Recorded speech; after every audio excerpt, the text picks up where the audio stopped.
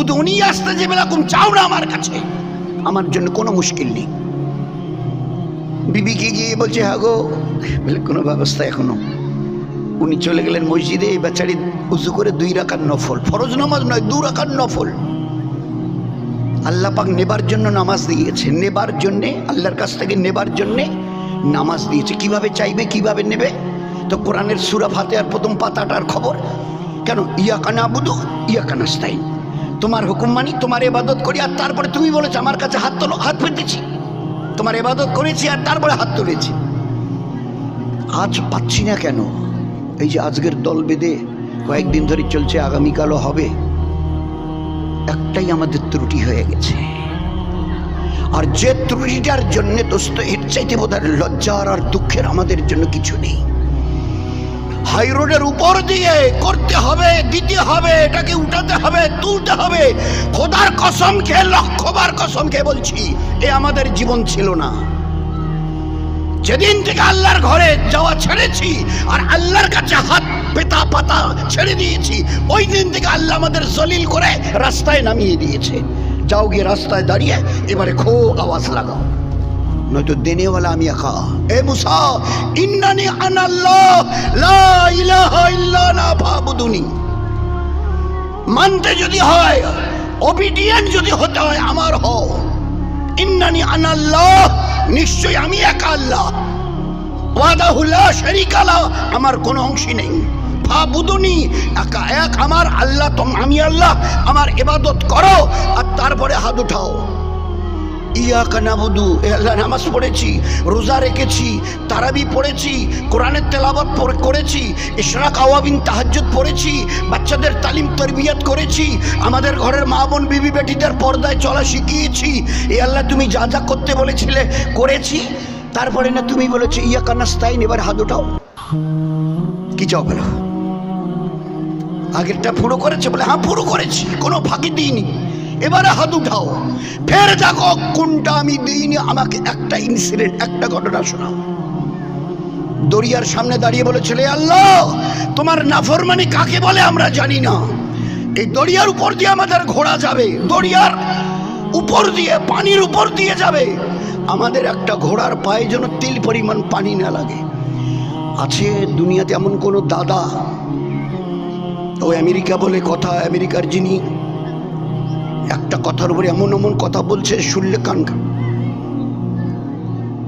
Iran, দেখছি খবরের কাগজে কালকে পরশু দিন, ইরান যদি পারমাণবিক বোমা বানানো থেকে সরে না আসে তো ওকে নরকে পাঠাবো। ভাই এই শব্দটার লাইনটা ঠিক বললাম না ভুল বললাম? ভাই উত্তরবঙ্গ যারা পেপারটা পড়েছেন ঠিক বললাম না ভুল বললাম?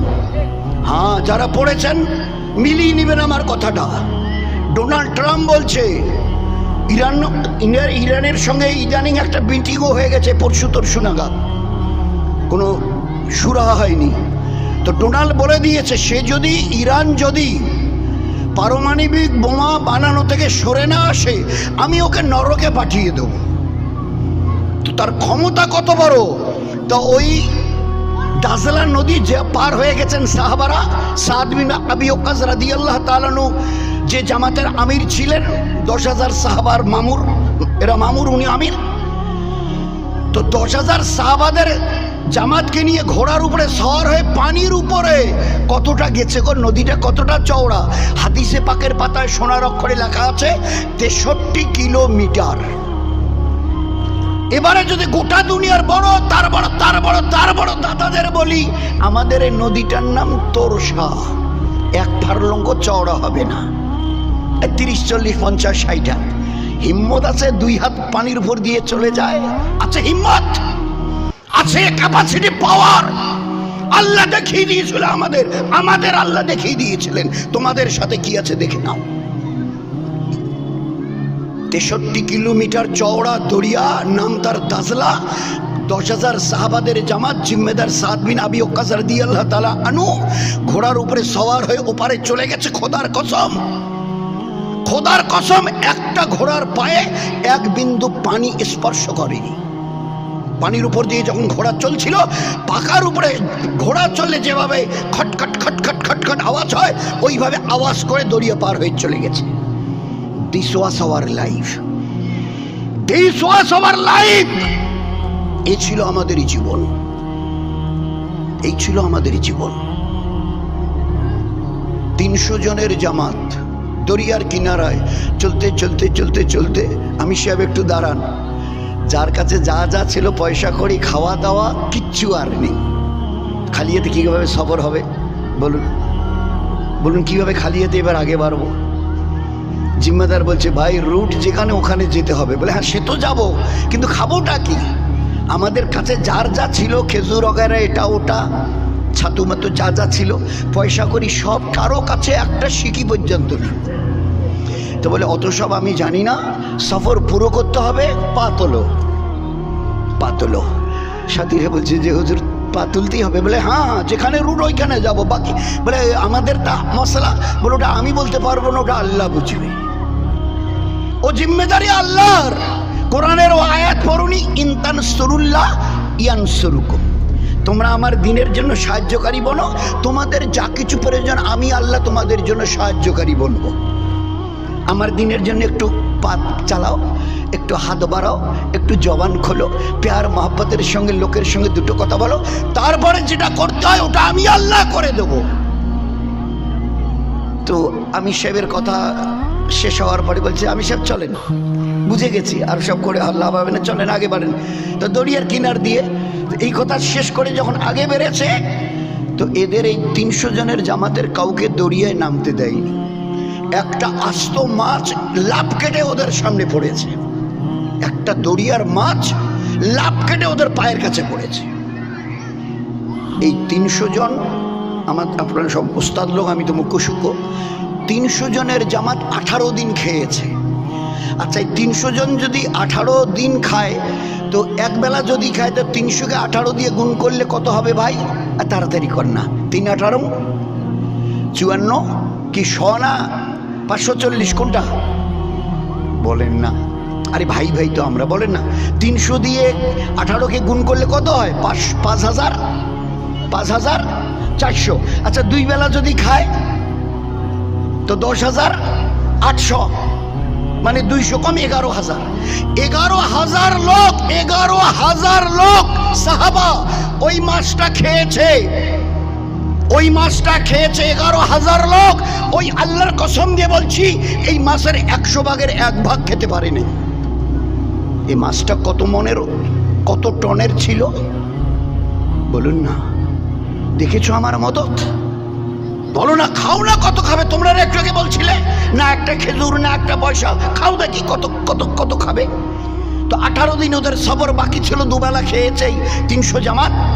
11,000 লোক 100 ভাগের 1 ভাগ খেতে পারেনি। এই ছিল আমাদের মদত আল্লাহ পাকের তরফ থেকে।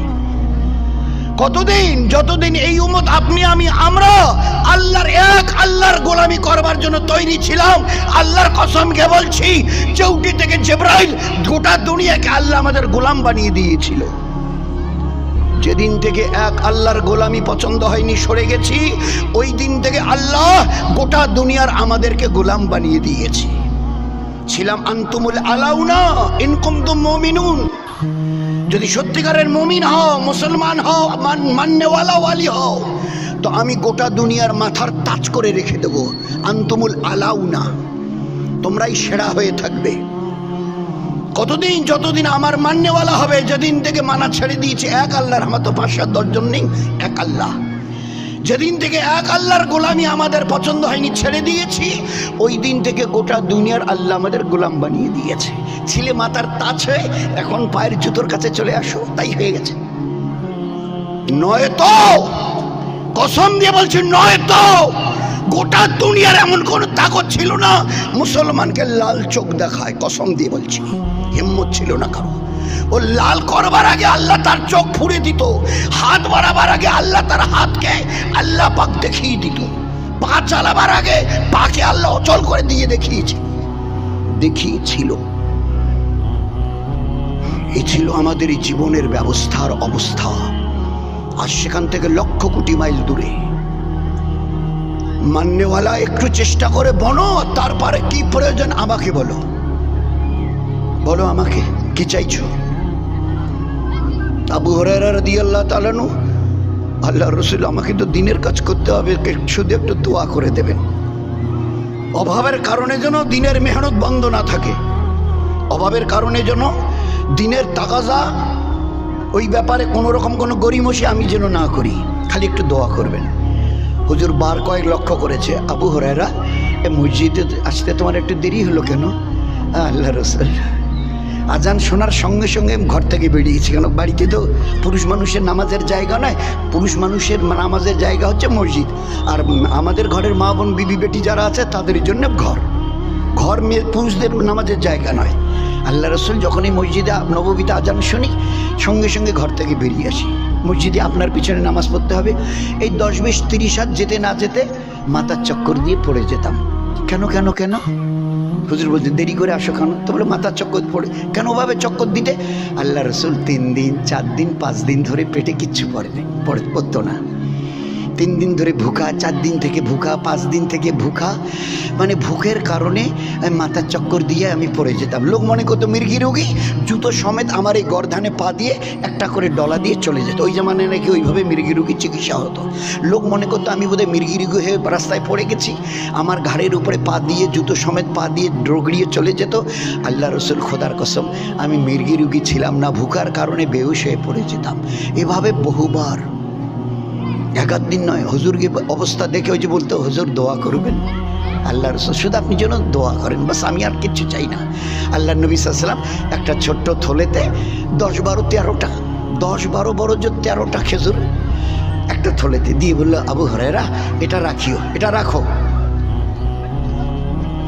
ভাই আসলে ভাই, আবু হুরায়রা এটা কাছে রাখো, যখনই প্রয়োজন তোমার পড়বে খাবে, আর যদি কেউ তোমার কাছে আসে মিলতে তো তাদেরকেও খাওয়াবে। শুধু 2টো কাজ করবে না, খুলে দেখি খেজুরগুলো কেমন, খুলে ভালো করে দেখি, একটু গুনি কতটা খেজুর, খবরদার না খুলে দেখতে যেও আর না গুনতে যেও। খাও খাওয়াও, খাও খাওয়াও, খাও খাওয়াও, খাবে খাওয়াবে, খাবে খাওয়াবে। খেজুর কটা খেজুর? 10, 12, 13, আচ্ছা আরো বেশি বলি তো 14টা। এই ছিল নিট সংখ্যা। 27 বছর ধরে ওই থলে থেকে খেজুর খাওয়া হয়েছে। 27 বছর। আল্লাহ আমাদের ওলামা হজরতদের উমরে হায়াতে জিন্দেগিতে আল্লাহ বরকত দিক আমাদের ওলামায়ে কেরামদের। ওনারা হিসাব করে শুনিয়েছেন ওই থলে থেকে 42,000 কেজি খেজুর খাওয়া হয়েছে। ভাবতে পারবো? We can imagine it present in this situation. এই বর্তমানে এই জামানায় আমাদের কতটা দিল দেমাগে ঢুকবে কি?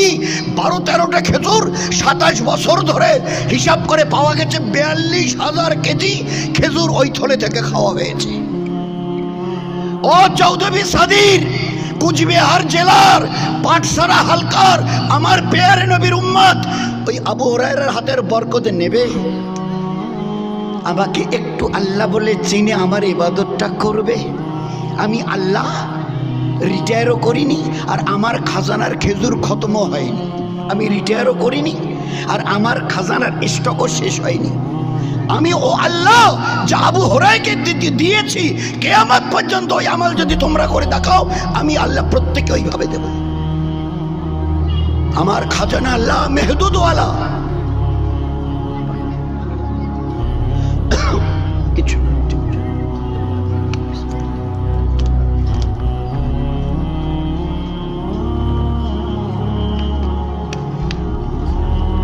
কি বললেন? আমার ইজ্জতের কসম দিয়ে বলছি, ও আবু হুরায়রার আমাল, ওই তো নামাজ, রোজা, তাসবিহ, তেলাওয়াত, ভালো আখলাক, ভালো মিষ্টি মধুর ব্যবহার, কারো উপরে হিংসা, গীবত, শিকায়েত, বহতান, চগল, এসবের মধ্যে যেও না, নাফরমানিতে যেও না। আল্লাহ জাযা খায়ের দিকে যেভাবে একটু চলতে দিন, বারবার কথা চলে দিন, দিন, আল্লাহর দিন, আল্লাহর দিন, আল্লাহর দিন। এই দিন আল্লাহর, এ মোহাম্মদ সাল্লামের দিন নয়। আল্লাহ পাক নবীদেরকে তার দিন দিয়ে পাঠিয়েছে। নবীরা বলতো আল্লাহ পাক আমাদেরকে তার দিন, তার পেয়ারা দিন দিয়ে পাঠিয়েছে। দাল ইয়ে নো দিন। দিন কি? বলে দিন হচ্ছে একটা কমপ্লিট পিসফুল লাইফ। দিন is nothing but a code of a complete peaceful life where there is peace, progress, success and developed. in and every step of our life in this world and the life of the hereafter. দুনিয়ার প্রত্যেকটা পদক্ষেপে আল্লাহ আমাদের জীবনকে ধন্য করে দেখিয়ে দেবে। খোদার কসম, যদি আমাদের কাছে আল্লাহর এই পেয়ারা দিন থাকে, দিন হচ্ছে মানবার নাম। কি মানবো? বললে এত হাতের ফর দিয়ে একটা লিস্ট দিই, এরকম 1 হাতের 18 ইঞ্চি হাতের একটা লিস্ট দিই, দিন কার নাম। বলে না না না, এতটুকু না কাগজ দেবেন, এইটুকু আমার দিকে দেখেন, এইটুকু একটু কাগজ দেবেন। দিন কাকে বলে লিখে দিই। বলে দিন দুটো জিনিসের নাম, ছোট্ট দিনও দুটো জিনিসের নাম দিন। আচ্ছা, ছোট্ট দুটো জিনিসের নাম দিন, বলুন বলুন তাড়াতাড়ি বলে দিন। বলে আল্লাহ যা করতে বলেছে করো, আল্লাহ যা ছাড়তে বলেছে ছাড়ো। বাস হয়ে গেল। আল্লাহ বলেছে নামাজটাকে পড়িও, ধরিও, রাখিও, জুলুম ছাড়িও। রোজাটা রাখিও, গিবতটা ছাড়িও। ইনসাফটা রাখিও, ধোকা দেওয়াটা ছাড়িও। একটা করতে বলেছে, একটা ছাড়তে বলেছে, দুটোকে নিয়ে যদি চলে দিন হয়ে গেল। আল্লাহ খুশ হবে, নবী খুশ হবে, দুনিয়াতে ইজ্জত পাবো, মরণের পরে হাসতে হাসতে খোদার কসম জান্নাতে চলে যাব। সির্ফ দুটো জিনিস। There is nothing but a 2 articles, একটা মানা একটা ছাড়া, একটা মানা একটা ছাড়া। পুরো কোরআনে কারিমে আমি আল্লাহ পাক ওইটাকে বোঝাবার জন্য কিছু ঘটনা তুলেছি। হোয়াট ইজ কোরআন? কোরআন শরীফটা কি? বলে মুসলমানের আমালের বই, গাইডলাইন। মুসলমানের জীবন নখ থেকে পায়ের চুল পর্যন্ত, জন্ম থেকে মৃত্যু পর্যন্ত কিভাবে চলবে, এর এই জন্যই কোরআন নাজিল করেছে। মুসলমানের জীবনের আমালের বই। কি পুরুষ, কি মেয়ে ছেলে, কি যুবক, কি যুবতী, কি বাচ্চা আর কি বাচ্চি, মুসলমানের জীবন কেমন হবে? বলে কোরআন শরীফ দেখে নিন। মায়েশাকে জিজ্ঞাসা করা হয়েছিল, নবীজির একটু জীবনের কিছু ঘটনা একটু শোনান। বলে তোমরা কোরআন শরীফ পড়েছো? তো বলে হ্যাঁ হ্যাঁ পড়েছি। তো বলে কোরআন শরীফে যা আছে নবীর জীবনে তাই আছে, আর নবীর জীবনে যা দেখছো তাই কোরআন শরীফে আছে। তা আমাদের নবীরই হচ্ছেন কোরআনে করিমের মডেল, নমুনা। আল্লাহ বলেছে লাকাদ কানা লাকুম ফি রাসূলিল্লাহি উসওয়াতুন হাসানা, বেহতরিন নমুনা। আর তারপরে ফেরেবারে আল্লাহ কি বললেন? ও আমার পেয়ারা নবী, উম্মতকে বলে দিও, কুলেন কুনতুম তুহিব্বুনাল্লাহ ফাত্তাবিউনি, কুলেন কুনতুম তুহিব্বুনাল্লাহ ফাত্তাবিউনি।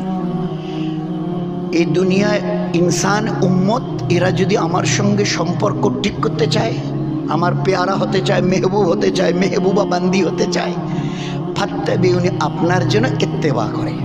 আপনার জীবন কোরআনের মডেল, আর আপনার যদি ইত্তেবা করে ওরাও হবে কোরআনের মডেল। তো কোরআন হচ্ছে মুসলমানের জীবনের গাইডলাইন, প্রসপেক্টাস। মুসলমানের জীবনের গাইডলাইন হচ্ছে কোরআন, কোরআনে কারীম, প্রসপেক্টাস। আজ ওই কোরআনের জীবন ব্যবস্থা যা করতে বলেছে করি, আর যা ছাড়তে বলেছে ছাড়ি। এটা বোধ হয় গতকালকে ব্লকে আলোচনা হচ্ছিল যে এই যে মিছিলে দিনাটায় শুক্রবারের দিন জুমার পরে হয়েছে, ওরা শোনাচ্ছে বোধ হয় 20,000-এর উপরে জমায়েত ছিল। মাথা ভাঙায়ও জুমার পরে হয়েছে, বলছে 10,000-এর উপরে ছিল। তো এই 10,000-এর উপরে আর 20,000-এর উপরে যারা ছিলাম, যতজন ছিলাম, বয়স্ক, কম বয়স্ক, ভরা যৌবনে টকবক করছে জওয়ান। আচ্ছা, মিছিলটা দেখে কি মনে হয়েছে? এর মধ্যে যারা আছে আজকের এইভাবে কষ্ট করে দুপুরবেলা রোদের তাপ মাথায় নিয়ে এইভাবে হাঁটছে, 10% আছে নামাজি? বলেন না। 15% শতকরা 15 জন আছে মাননেওয়ালা? খুব ভালো করে চিন্তা করে যেন উত্তর দিই। শতকরা 10। একজন তো বললো মিছিল শেষ হলো আসরের আগে, বোধহয় অল্প কটা আঙ্গুলি গুনা কয়টা লোককে দেখলে বেধারে ওধারে গিয়ে নামাজ পড়ছে, আর বাকিরা হো হো করে চলে যাচ্ছে, ওসবের কোনো ধারেই ধারে না। এ আল্লাহ, দরিয়া পার হয়ে চলে গেছে, দরিয়া রুখতে পারেনি। ক্ষুধার্ত অবস্থায় মাছ এসে সামনে পড়েছে, ওখান থেকে ভাগেনি। আগুনের পাহাড়কে হাত দিয়ে হেঁকিয়ে যেখান থেকে আগুনের পাহাড় এসেছিল ওখানে পৌঁছে দিয়েছে, কারো সাহায্যের দরকার পড়েনি। এ আল্লাহ, ওই মদত কই, ওই মদত কই, ওই মদত কই। আল্লাহ ছোট্ট করে এইদিকে জবান মুখ বাড়িয়ে উত্তর দিচ্ছে, আমার ইবাদত কই? কোথায় আমি বলেছি আমার অবাধ্য হয়ে আমার কাছে সাহায্য চাও, আমি দেব। গোটা কোরআনে কারিমের 6666 আয়াত পড়ে একটা আয়াত আমাকে দেখাও, আমার নাফরমানিও যদি কর তারপরেও তোমাকে দেব। কোথায় লেখা আছে বলো, কোথায় লেখা আছে দেখাও। আমি এক্ষুনি তওবা তিল্লা করে ভুল হয়ে গেছে তোমাদেরকে দিয়ে দেবো। একটা আয়াত দেখাও।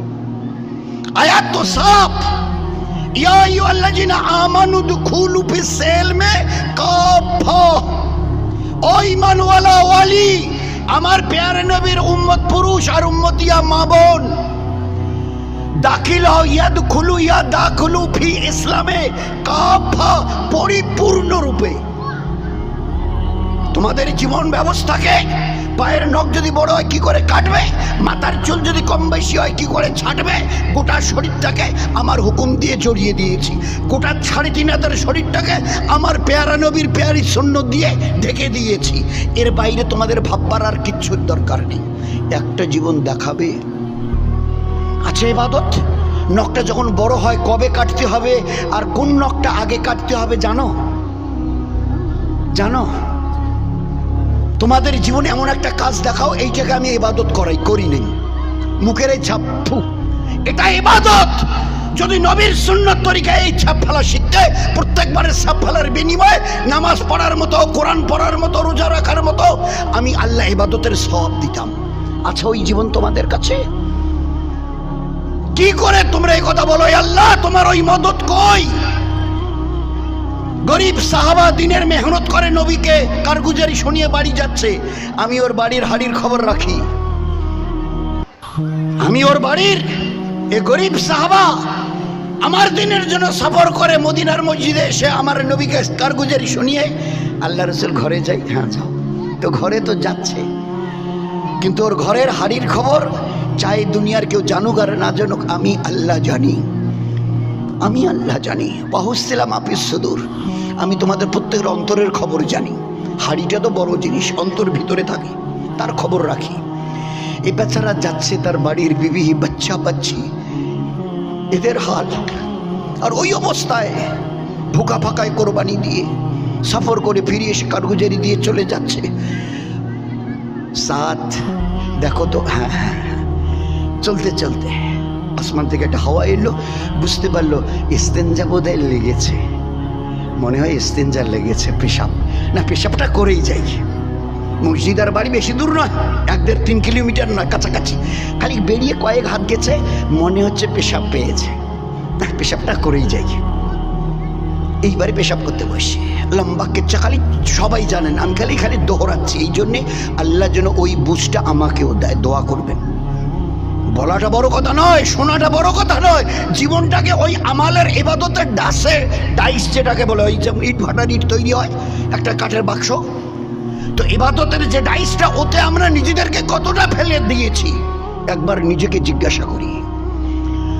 তোমার ইমান, ইবাদত, আখলাকের খবর একটা বড় মুফতি সাহেব, মুফতি আজম, মুফতি সাহেব আমার একটু হাত ধরে নাড়িটা ধরে দেখেন তো আমার ইমানের ডিগ্রি কেমন, আমালের ইবাদতের পাওয়ার কেমন, আখলাক নবী ইমামুল আম্বিয়ার মতো কতটা, একটু হাত ধরে। তো দুনিয়াতে এরকম মুফতি জন্মাই নেই। বলছে তুমি জানতে চাও, তোমার দিলকে জিজ্ঞাসা করো, দিল মুক্তি, সবচেয়ে বড় মুক্তি দিল। আমার ইমানের খবর, ইবাদতের খবর, ভালো মন্দ আমালের খবর দুনিয়ার কোনো মুক্তি বলতে পারবে না, তোমার দিলকে জিজ্ঞাসা করো। চোখ বন্ধ করে এক্ষুনি জিজ্ঞাসা করো, যদি করি না এই দিল উত্তর দে তো, আমার যে জীবন ব্যবস্থা, যেভাবে আমি লাইফ লিড করছি, জীবন ব্যবস্থা চলছি, এই অবস্থায় যদি মৌতের ডাক আসে তো আমি জান্নাত যাবো না জাহান্নাম যাবো? তো দিল কবি বলে, আচ্ছা ঠিক আছে, একটু আমাকে 2 মিনিট চিন্তা করার একটু সময় দেন। রন উত্তর দাম, 2 মিনিট আমাকে একটু সময়। ও 2 মিনিট নয়, 2 সেকেন্ড নয়, ও সেকেন্ডে উত্তর দেবে তুমি জান্নাতি না জাহান্নামী। তোমার জীবনের প্রত্যেকটা আমলের, দিনের রাতের, সকাল সন্ধ্যার খবর তোমার দিল জানে। দিল দুনিয়ার কোনো মুক্তি নয়।